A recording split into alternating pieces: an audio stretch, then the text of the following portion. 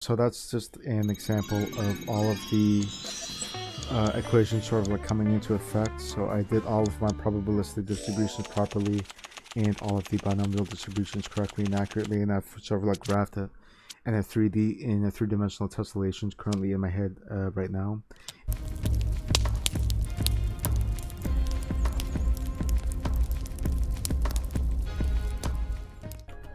Hello YouTube, I just got back from the University of Phoenix online edition, and I just completed my psychology degrees, and so I kind of wanted to sort of see what sorts of practical uses I can get out of that, and also kind of want to showcase off my sort of analytical ability here.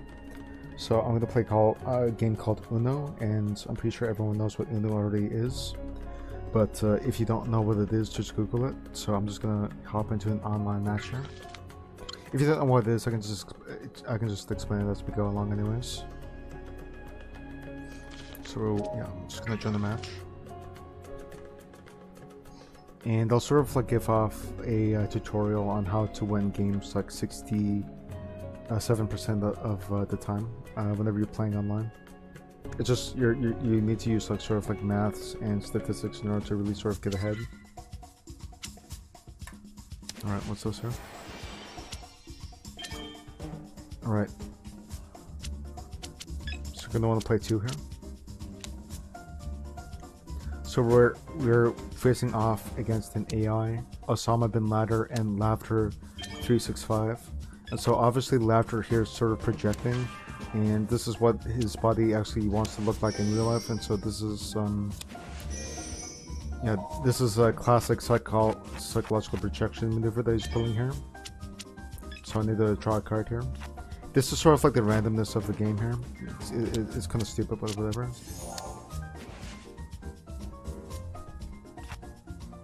Alright, Deadhead now is joining the match. So I'm gonna see if I can sort of implant a mind worm into Deadhead 3983. This is what's called psychological blockage. Okay. So they're sort of like skipping my turn here. Yeah, they keep skipping my turn here because they know I'm obviously the most threatening person here in the lobby.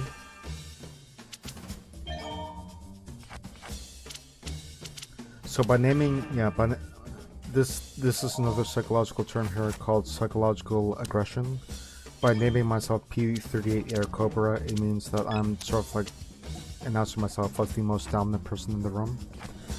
And Osama bin Laden is obviously like this sort of like stupid meme name that nobody really pays attention to. Laughter and Deadhead is basically no names here. So yeah, by using this sort of name, I'm implanting my aggression into all of these other people here. Can I turn off this terrible music? Is that an option I can do? Yeah, I'm just gonna turn the music off. Probably the single worst thing I've ever heard in my entire life. Alright, so 6. So I'm gonna do what's called a stop here, so that skips this guy's turn. So now this guy will remember that in the future, and he'll know that I'm more of a threat. Okay, so I have to pick up a card here. It's kind of what I've been planning anyways. So I have all yellow cards, so I'm kind of building up to this sort of what's called an Uno, known as a all yellow card stomp. Yeah, so I'm changing it to yellow here, just sort of preemptively. I'm gonna place down an 8 here. I'm gonna jump in here and gonna... What? No, I pressed Uno. What the fuck? I pressed Uno. Okay, yeah, this game is clearly bugged.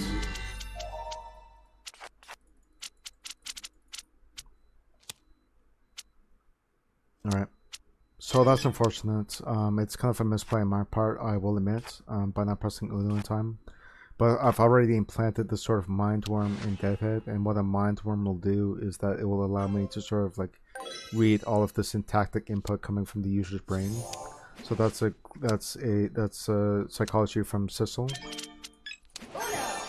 I'm gonna say Uno here before I forget. So now I have a green 7 here. And what I'll do with the 7 is I'm going to play that 7 in order to win the game. So watch what I do here. What? Okay, that's stupid.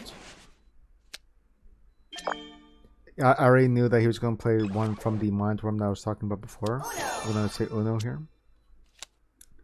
This guy is suffering from psychological... Oh, no, I can't jump in for some stupid reason. Okay, I just won the game anyways. So, yeah, so anyways, I hope you understand what I'm doing here with these sort of psychological techniques that I'm using, and also how to sort of win the game based off of statistics and math. So how you read the game from a statistics and math perspective is that everyone starts off with sort of 7 cards, and that there's a 1 in 7 chance of picking a card at the first part of the game. And so if you go first, then that means you have a greater chance of winning. So that's sort of like the maths behind it all. Yeah, I'm using... Oh. Yeah, I'm using Sissel's psychological techniques here to sort of like predict what that hit's going to do. The only person I really need to worry here is Deadhead, because they look like they're like a scientist or professor or something, and that means they're sort of smart. And they can sort of like predict my movements.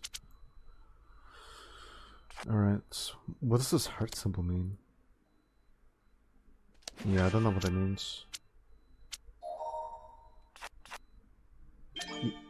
Alright, so I have some options here. So I could skip back and go around, or I can do that. Yeah, so I'll skip the turn. So I'm just sort of calculating in my head here, like the sort of Gaussian distribution here for what I'm going to play next on my move. So right now I have around a 76% chance of winning the game. It's not 100% chance because the game is somewhat luck based, but I'm going to pick green here, so that will increase my chances to 82%.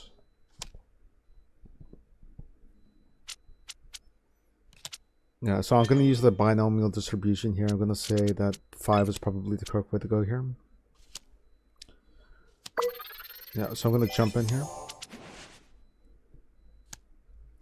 Yeah, so keep in mind the psychological stuff I talked about before. So we know that this guy's probably the best player in the room right now, besides me, of course. And we know that this guy is just suffering from a lot of psychological issues, because we know that based off of his profile, and we know that this guy's just a meme account, not really thinking. So you always have to kind of like pay that in mind here. So yeah, so this guy's actually made a pretty smart move here. He kind of like screwed over the best player in the room.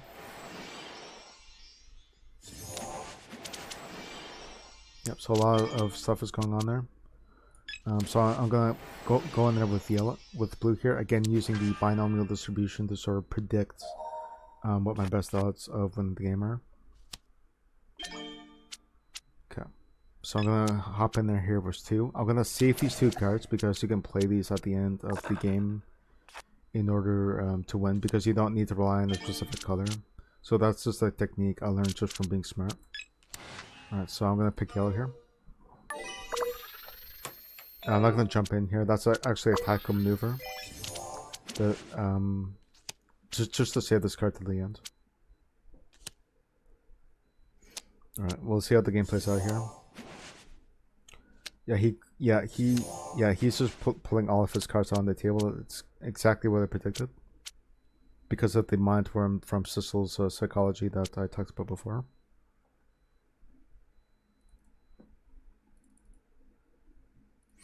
Alright, yeah, this guy's suffering from what's known in psychology as a mind failure. So he has a delay in his brain that's sort of preventing him from moving. Yeah, he's just sort of self-destructing right now, because he knows that he's clearly not up to the task of playing this game. Uno is actually like a very intense sort of mind-focused game, so I don't really blame him for leaving. When you play Uno, like, you have to take so many different things into account if you're actually playing seriously, like I am. So it's no surprise that maybe some people just clearly are not up to the task. Uno. Yeah, so he just completely left the game, so completely as I expected. So we're playing against 2 AI here. They just can't deal with me. So I mean, it's really no surprise.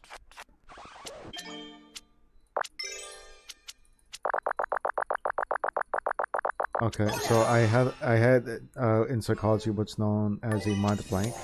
So my mind's just kind of like completely blanked out there, which is fine. I mean, that's what smart people do anyways. Okay. Alright, so I'm gonna eventually play this 9 here. I'm gonna deny AI hacking here. By doing so, I give him more cards to sort of not play the game with. And yeah, so Deadhead won. But that's fine because I'm sort of anticipating that he's gonna win. And it's sort of like part of my sort of like grand plan of actually like winning Uno. So I'm only gonna play for maybe like 10 more minutes because my brain just isn't being stimulated enough currently.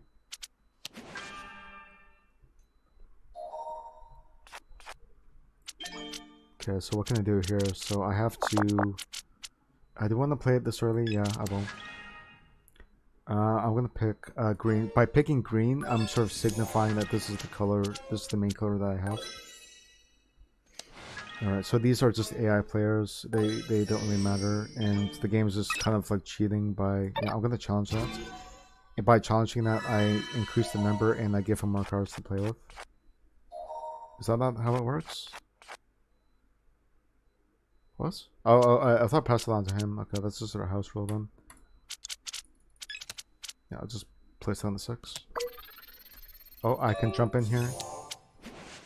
Yeah, by jumping in, I'm able to place more cards down on the field, and by doing so, I increase my chance of winning.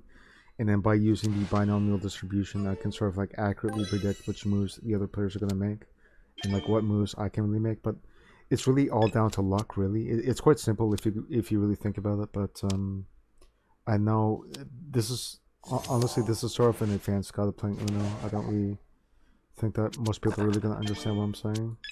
I'm just sort of like putting it out on the internet so other people can sort of share my ideas. Alright, let's see what this guy does. Yeah, so he can't play, so he doesn't have a yellow card. That's what that maneuver means. So we're gonna like factor that into the analysis, I think.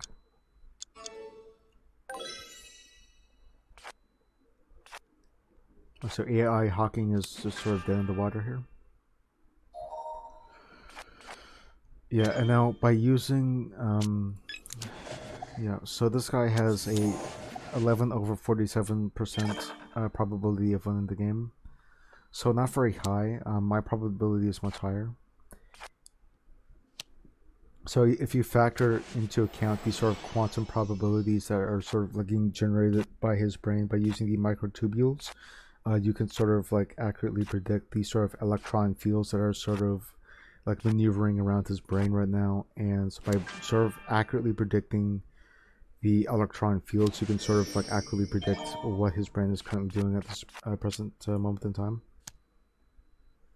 And so I'm sort of like mind reading him right now. So that's what I meant by the mind one earlier. Yeah. So yeah, he obviously has a green that he's gonna play. So I can jump in here. Now see, he doesn't have a green. It's exactly what I sort of predicted. I'm just reading out his sort of syntactic responses to his environment right now. So I'm sort of employing the method of Darwinism to sort of accurately predict his movements in the game. Yeah, make sure that if you're following along at home, make sure you are accurately doing your differentials properly and doing your integrals properly during this step, because I know they're very basic maneuvers, but no, you do have to use the basics sometimes to your advantage. Yeah. Remember Sissel's psychology that I talked about earlier, also with the mind worm? So this is a classic mind worm example. Also, it's important to note the second law of thermodynamics here, and that this is important to note as well with the microtubules that I was talking about earlier, and also with fluid dynamics. I talked about earlier as well with the microtubules, because you also need to factor into account the Bernoulli effect. as well. So like it's sucked into a vacuum, right, with the microtubules and the quantum effects in the brain. Right now, by the way, I have a 97% chance of winning this game. Yeah, just by factoring into account just basic game theory, it's pretty simple when you really think about it. I can't play anything there. I'm only pressing that just to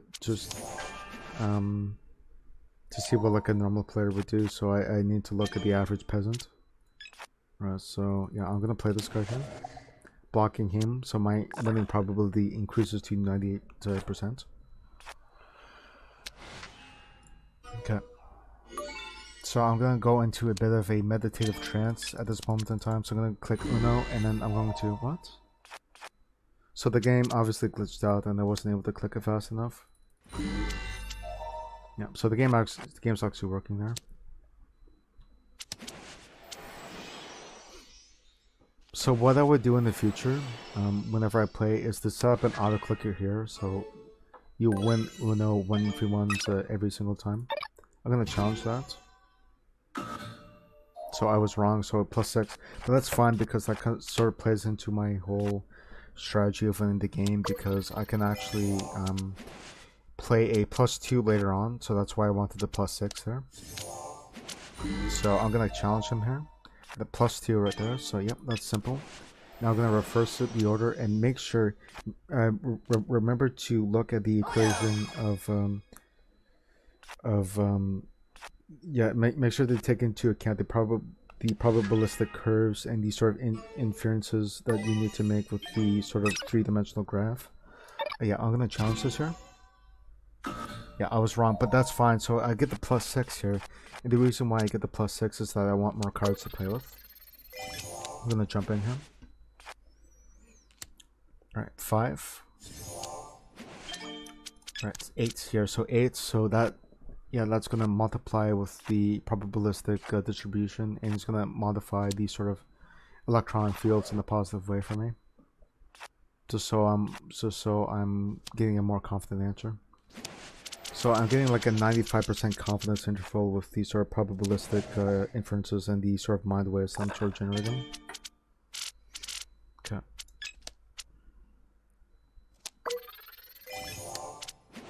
Yeah, remember, this is all a simulation, right? So we have to take into account these sort of simulation hypothesis here. Yeah, so I'm jumping in with 3 here. Yeah, so this is being played on a computer that's sort of like being generated out of the sort of another base reality. So we have to take that into account with our calculations. Also remember basic quantum theory whenever we're playing this game. So we want to we want to sort of like get into this guy's head, because this is the only human player, but these AI are actually being projected out of this sort of more basic sort of universal reality. What I mean by that, that's a pretty advanced concept not many people know about, is that there's another higher order of beings sort of controlling our universe and our life, and what these beings are doing is that they're actually like simulating mechanical interferences coming from these sort of AIs here. So these AIs aren't actually random. They're actually being they're programmed by humans, and the humans are being programmed by a sort of higher life. And so you have to take that into account whenever you're sort of playing Uno. So my turn was skipped here, but luckily the aliens have actually given me a chance here.